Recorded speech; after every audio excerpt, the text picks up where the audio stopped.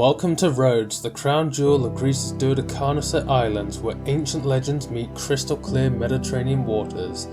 This stunning island boasts some of the most incredible medieval architecture you'll ever witness, alongside pristine beaches, dramatic mountain landscapes, and a rich tapestry of history spanning over 2,400 years. I was absolutely blown away by my time exploring Rhodes, and after experiencing everything this island has to offer, I can definitely say this ranks among one of the most unforgettable journeys, for better or worse. I was fortunate enough to spend a week discovering this diverse island, journeying through the UNESCO World Heritage medieval city in the north, all the way to the wild, rugged castles perched on the southern cliffs, with mountain temples, hidden valleys, and ancient fortresses scattered throughout. If you're planning your own Rhodes adventure or just looking for inspiration for an upcoming Greek island getaway, here's my complete itinerary.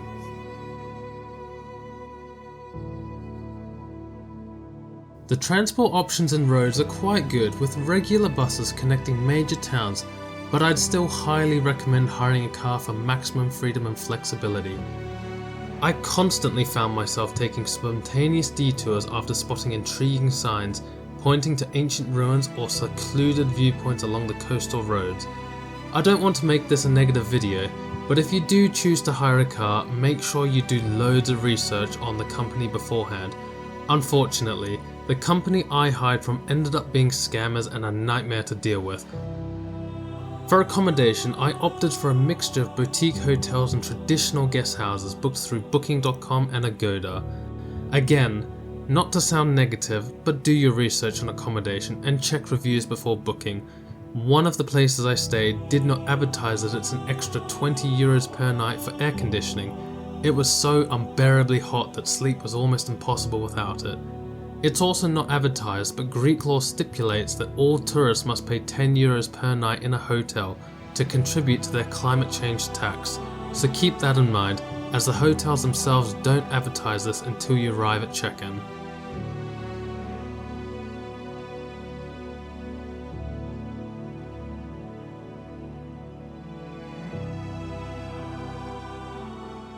Starting my Rhodes adventure, I flew into Rhodes International Airport and immediately headed to Rhodes Town to explore the incredible medieval Old Town. This UNESCO World Heritage site instantly left me speechless. Walking through those massive stone gates felt like stepping back in time to the era of the Knights of Rhodes. The Old Town is absolutely extraordinary.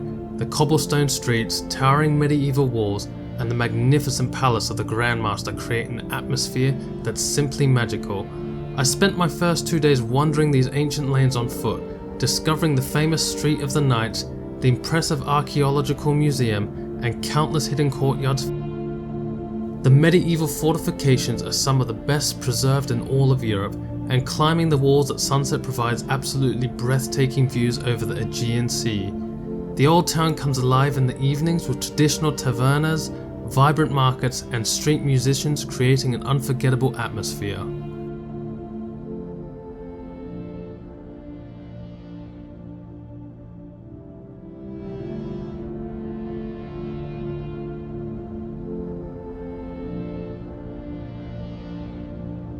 After picking up my rental car, I headed inland to discover one of Rhodes' most enchanting natural wonders, Seven Springs.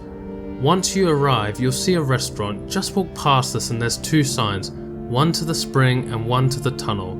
The journey through the narrow tunnel that leads to the main spring area is an adventure in itself, walking through this 186 meter long tunnel carved through the rock, with water flowing alongside your feet.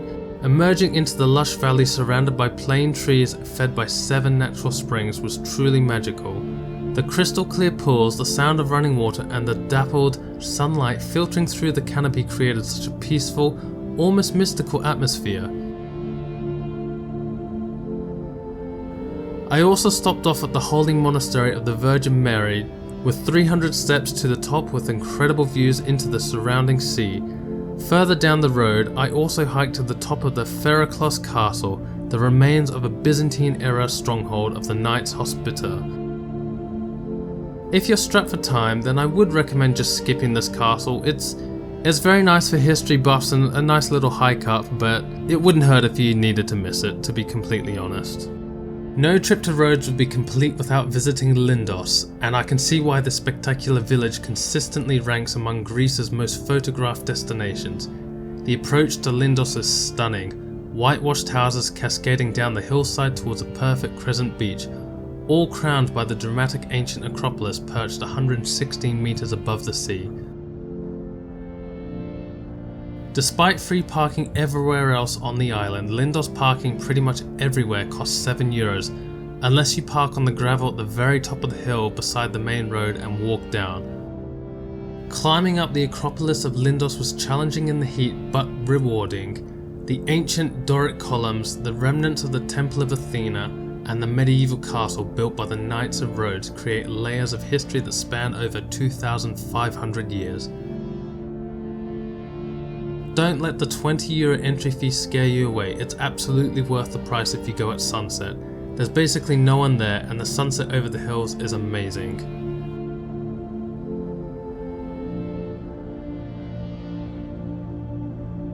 The village itself is a maze of narrow cobblestone streets lined with traditional sea captains' houses, many now converted into charming boutiques and restaurants.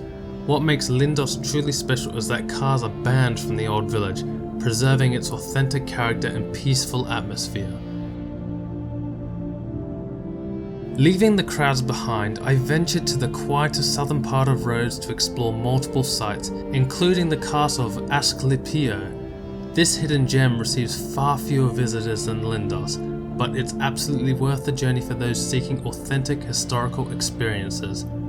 The medieval castle sits dramatically on a hilltop overlooking the Aegean Sea, built by the Knights of Rhodes in the 15th century as part of their defensive network. What makes Asklipio special is the incredible state of preservation and the peaceful setting. I had the entire castle to myself and it's free to enter. The drive continued to the holy monastery of Panagia Ipseni, Monithari and Gadura Dam, although I'd highly recommend avoiding the dam. The drive through this part of Rhodes reveals the island's quieter, more traditional character.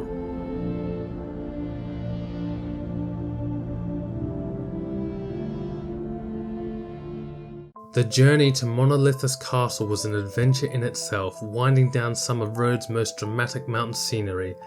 This spectacular fortress, perched on a 100-meter high rocky outcrop, offers some of the most breathtaking views on the entire island. Built in 1480 by the Knights of Rhodes, Monolithos Castle was strategically positioned to guard the island's western approaches. The dramatic setting is absolutely incredible.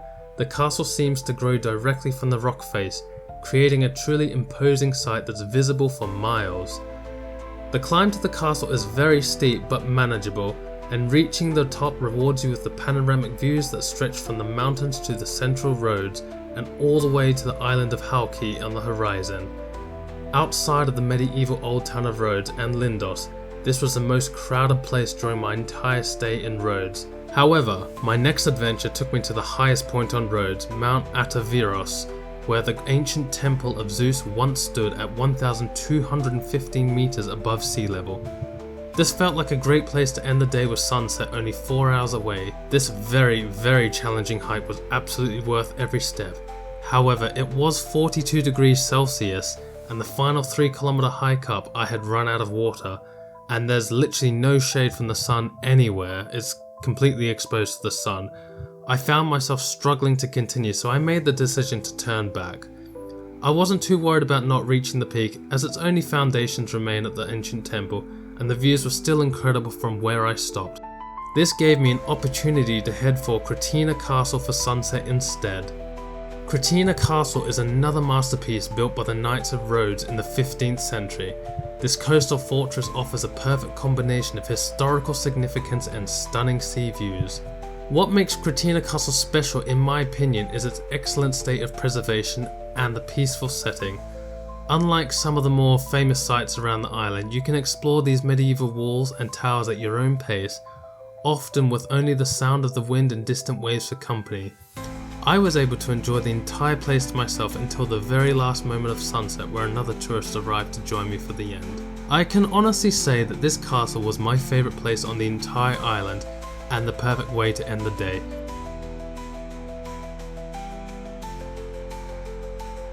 My final adventure in Rhodes took me to one of the island's most unique natural attractions, the Valley of the Butterflies. This valley, particularly beautiful from June to September, hosts thousands of Jersey tiger moths that create an almost fairy tale atmosphere. Despite this, I was in Rhodes in May, so I saw a total of 3 butterflies for my entire walk through. Even outside butterfly season, the valley is a wonderful escape into nature. The cool shade, flowing water and peaceful atmosphere provide a perfect contrast onto the island's archaeological sites and beaches. No pets allowed. Oh no. I'm taking you. Once I was finished, I did head back to the Old Town for one final walk through before then settling along the beach near the airport, just relaxing before the rest of the day until my flight. And with that, my trip was over. I walked through passport control, found a charging point in the airport and then waited for my flight.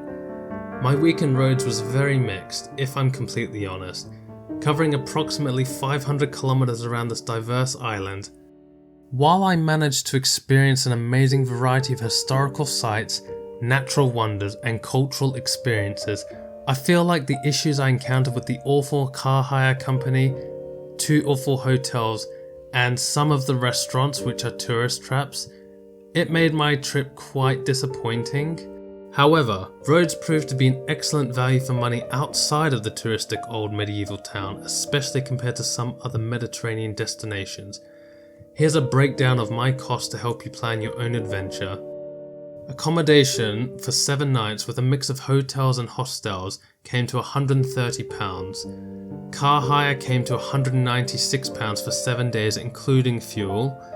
Food and drinks came to £57, which cafes, supermarkets, restaurants, there was a mix of everything. Attractions and activities came to just £17 and that was just for the Lindos Acropolis, which was €20.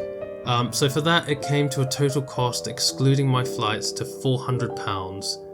These costs can vary significantly based on your travel style, choice of accommodation and dining preferences, but this gives you a realistic baseline for planning your Rhodes trip adventure. I hope this journey through Rhodes has inspired you to discover this incredible Greek island for yourself, or gives expectations of the surrounding Greek islands. The combination of medieval history, ancient culture, stunning natural beauty creates an experience that's truly unforgettable. Rhodes manages to offer both relaxation and adventure, history and natural beauty, making it perfect for any type of traveller. If you found this guide helpful for planning your Greek island adventure, please hit the like button and consider subscribing for more travel content. I'd love to hear about your own Rhodes adventures in the comments below or what you would like to do. Until next time, safe travels. See ya.